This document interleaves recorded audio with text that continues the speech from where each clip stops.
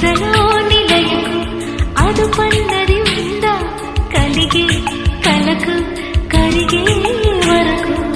నేడు లోకాల ద్వారాలు తలుపులు తెరిచే తరుణం కొరకు ఎదురుగా నడిచే తొలి ఆశలకు లల లల